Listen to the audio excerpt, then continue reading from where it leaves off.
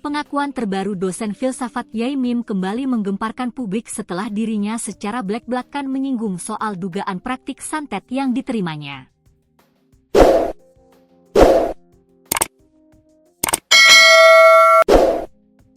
Kisruh ini menyeret nama tetangganya pemilik rental mobil, Nurul Sahara. Pernyataan mengejutkan itu menambah panas perseteruan yang sejak awal sudah dipenuhi intrik dan saling serang di ranah publik.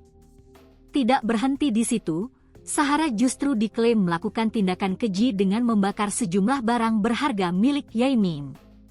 Fakta baru ini diungkapkan Yai Mim dalam sebuah wawancara yang ditayangkan YouTube Cumi Cumi. Kini terbaru, Yai Mim diusir dari rumahnya di perumahan Joyogrand Kafling Depak 3, Merjosari, Lowokwaru, Kota Malang, Jawa Timur, pada 22 September 2025. Sebelum diusir, Yai Mim mengaku kerap mendapat teror dari pihak Sahara. Teror yang diterima Yai Mim pun beragam, mulai dari rumahnya ditaruhi kotoran manusia, sajadahnya dibakar, hingga disantet.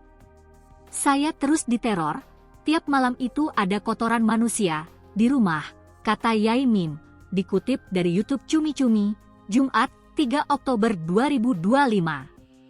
Yai Mim juga mengaku bahwa sajadahnya yang seharga 48 juta rupiah dibakar oleh suami Nurul Sahara, Sofyan. "Ditambah lagi dengan pembakaran sajadah saya." "Yang membakar siapa?" Ditunjukkan oleh auditor Irjen Kemenak, gambarnya itu di situ ada Pak Sofyan, suami Sahara, kata Yai Mim. "Padahal sajadah itu sajadah istri saya. Limited, hanya diproduk 12 barang. Sajadah itu ciri khasnya, kena rokok dikit langsung hilang. Empuk sekali. Hanya diproduk 12. Itu harganya 48 juta rupiah, jelasnya." Tidak berhenti di situ, Yai Mim juga mendapat teror santet yang dilakukan oleh Sumaryono, pemilik rumah yang ditempati oleh Nurul Sahara. Ada teror santet yang dilakukan oleh Pak Sumaryono, pemilik rumah yang dikontrak oleh Pak Sofyan. Rumah sekarang itu milik Sahara berdasarkan keterangan Pak Yono, katanya.